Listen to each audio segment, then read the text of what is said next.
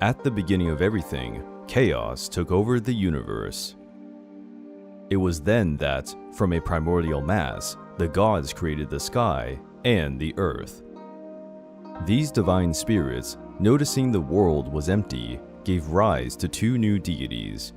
Their names were Izanagi and Izanami. The divine couple's mission was to fill the world and create everything that would exist in it. Izanagi and Izanami received a divine spear from the hands of the primordial kami. This artifact was ornamented with precious jewels and possessed remarkable powers. Making use of this instrument, they went to the Celestial Bridge, where they created the sacred island of Onogoro. The two gods worked under the utmost harmony and fell in love due to the proximity. The goddess Izanami invited her husband to consummate the union and generate a noble offspring. Izanagi accepted the invitation. But from this union, deformed creatures were born, given that the ritual of the union of the divine couple was distorted, because proposing was not the role of the female deity. The couple decided to unite again, but this time Izanagi took the initiative and invited the goddess to conduct the ritual of the union. Izanagi and Izanami gave birth to a new generation of gods, and soon created the other islands of the Japanese archipelago. But a tragedy struck the divine couple. Izanami was pregnant again, but something seemed wrong. Izanami passed away, giving birth to Kagusuchi, the god of fire. She had to leave for Yomi, the world of the dead. Her husband did not accept such a fate and left to bring her back from the underworld. This was an impure place, consumed by corruption and filled with oni and corrupt creatures. The god found his beloved wife in the darkness and wanted to bring her with him. But when Izanagi pointed the light to Izanami, he was horrified. The goddess was in an advanced process of decomposition. Her divine purity had been destroyed by rot. Izanami had fed on the fruits of the underworld, and her bond with Yomi was unbreakable. Izanagi, horrified, repudiated Izanami. Furious, she ordered monsters to go after the god, and Izanagi ran away from the world of the dead. He blocked the exit of the underworld with a massive rock, holding Izanami forever in Yomi. Izanagi's visit to the world of the dead made him feel filthy, and he needed to be purified.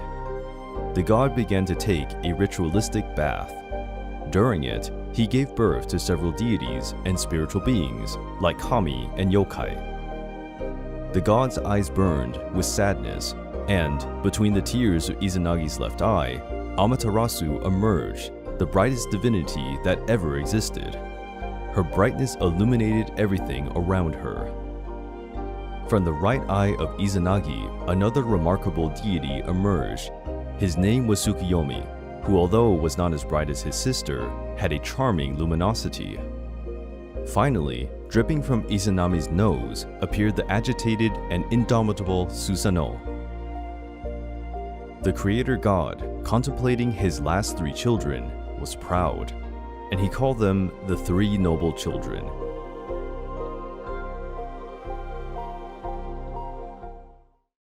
Tsukuyomi and Amaterasu were quite close and were often seen together. During those moments, when looking at the sky, it was possible to see the sun and the moon shining together. There was no distinction between day and night. The glorious goddess Amaterasu was invited to a banquet by Ukemochi, the goddess of food. But Amaterasu could not attend. She asked his brother Tsukuyomi to represent her at the banquet. The lunar god encountered a table full of the most diverse foods. The goddess Ukemochi appeared from behind a rock with even more treats. Tsukuyomi wondered where these foods came from, given that, right after the goddess hid behind the rock with her empty tray, she quickly re-emerged on the other side with the tray full of food. Curious, the god decided to spy on what was happening behind the stone, and he was shocked. Ukemochi threw up the rice she was going to serve. From her ears, she grabbed vegetables and roots. Milk flowed from her nose, and unworthy holes also produced food. Tsukuyomi was disgusted and offended by that grotesque scene and proceeded to cut the food goddess with his sword. Her pieces were thrown from the sky, and the most diverse vegetables were born where they hit the ground. Amaterasu was furious to hear about the violence perpetrated by her brother while he was representing her. The goddess expelled her brother to the other side of the world. From this day on, they were hardly seen together in heaven. And so, where Tsukuyomi was, Amaterasu was not. It was now day and night.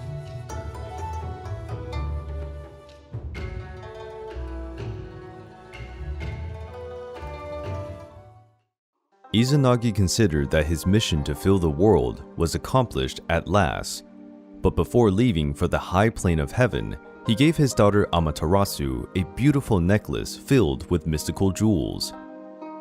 From that moment on, she would reign over the heavens during the day and illuminate the whole world. Tsukuyomi would take over the night, and as a lunar deity, he would rule the night and the tides. The impetuous Susanoo received the domain of the seas and storms.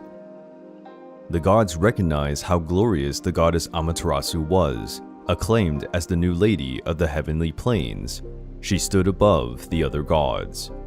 But Susanoo was angered to see her sister named the most important deity. Unfazed by it, he started to foster several problems.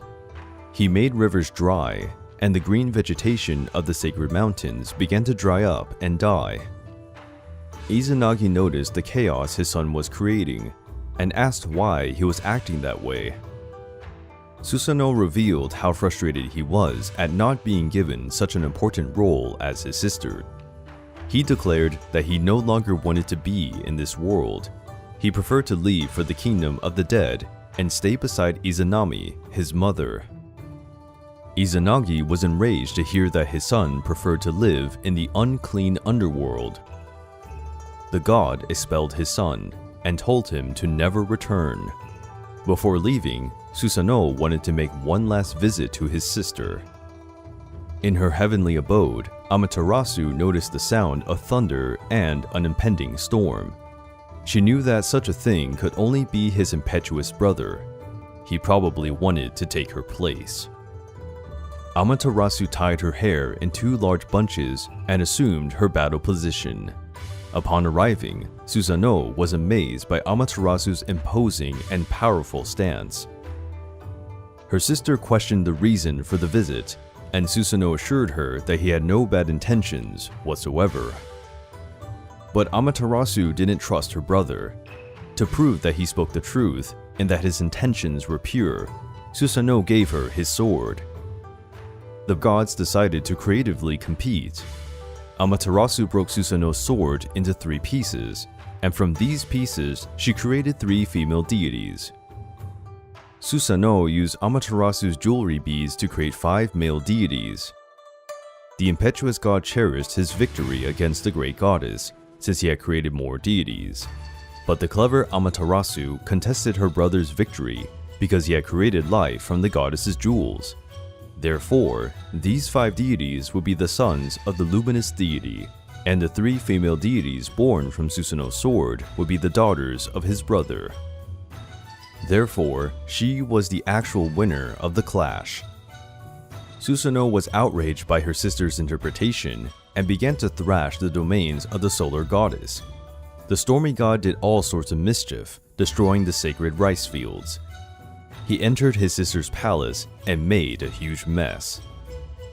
But the worst was yet to come. In Amaterasu's domains, there was a building in which the sacred weavers wove the gods' clothes and cloaks. Susanoo wanted to scare the weavers.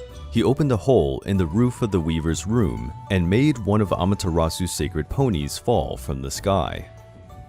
The weavers felt so scared that one of them ended up having an accident and dying. Amaterasu, when she saw her fields destroyed, her palace emptied, and even worse, having lost one of her beloved weavers, was taken by a massive wave of sadness. The luminous goddess gave up her tasks, entered a cave, and blocked the entrance with a huge stone. Night took hold of the skies, and sunlight was no more. Both the heavenly plane and the land of men were taken by darkness, and the first winter began. The other gods saw the world wither around them. The vegetation was no longer healthy, the animals began to perish, and evil spirits were on the loose.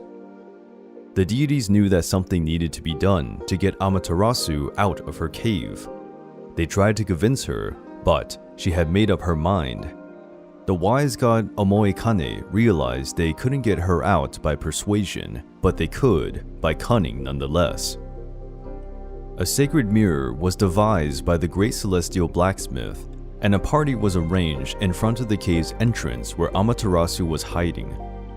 They planted Sasaki, the sacred 500-branch tree, right in front of the cave exit and hung the beautiful mirror on it.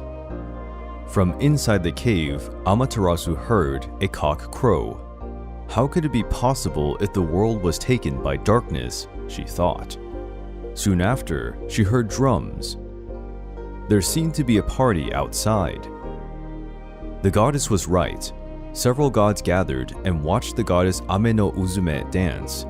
The dancing goddess was attempting striptease, much to the gods' frenzy. They reacted with loud laughter. Amaterasu was captivated by curiosity and wondered how they could be so happy. She decided to open the entrance of the cave just a bit to spy what was happening. To her surprise, the gods had found a new goddess of light to worship. She looked so beautiful that Amaterasu decided to leave the cave to see her up close. When Amaterasu came out of her hiding, she brought the light back to the world. The darkness was pushed away, evil beings hid, and joy took over the world. The strong god, Ame no Tajikaro, pushed the stone back to its place, preventing the goddess from returning to the cave. At last, Amaterasu realized that the beautiful bright goddess was her own reflection. She took notice of how splendid and great she was. It wasn't right to deprive the world of her luminousness. The gods cherished the goddess's return, and the world was wrapped in joy.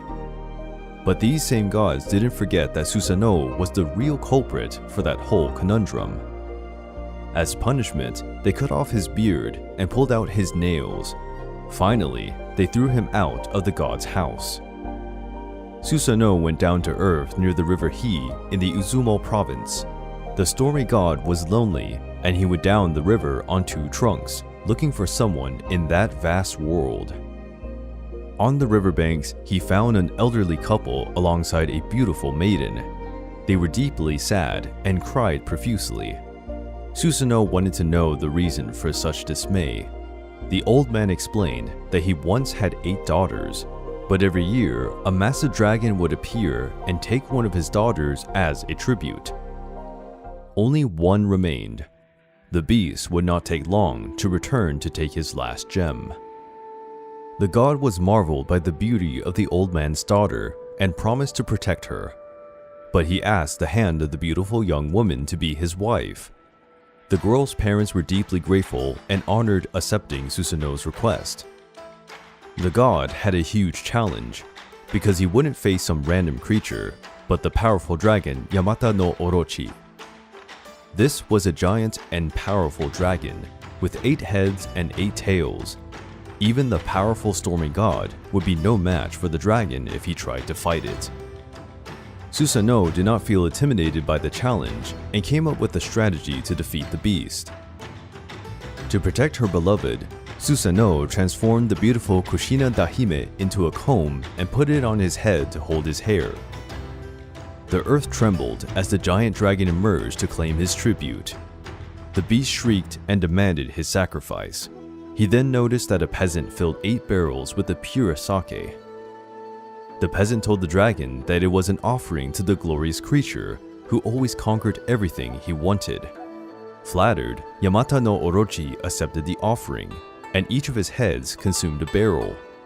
The dragon got drunk with such a marvelous beverage and fell asleep. Taking advantage of the beast's vulnerability, Susanoo broke his disguise, drew his sword, and attacked the creature. When the beast awoke, one of its heads was already gone. Enraged, the dragon tried to devour Susanoo. The stormy god dodged his attacks and struck back with lightning and sword blows. Susanoo was cutting the dragon's heads, one after the other. Without any of his heads, the dragon was defeated, but his body was still fighting.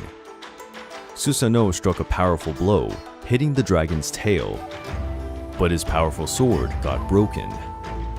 Inside the monster's tail, there was hidden an invaluable sacred sword known as Kusanagi.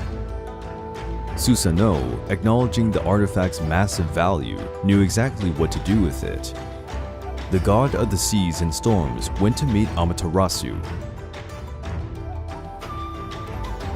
The god knelt before the sun goddess and offered her the glorious sword as an apology for every mischief he had caused. Amaterasu, already an unparalleled goddess, became even more splendid when she carried the famous Kusanagi sword. Susanoo left to meet Kushinada Hime, his new wife. They built a massive palace and had numerous and prosperous offspring. Amaterasu also had a glorious descent. Among them were the men who conquered Japan. They fought in the name of the sun. And, with the strong brightness of the goddess on their backs, Amaterasu's descendants subdued their enemies. Jimmu, Japan's first emperor, was a direct descendant of the sun goddess and was under her protection. The Yamato dynasty, founded by Jimmu, would guide Japan to a story of glory, courage, and pride.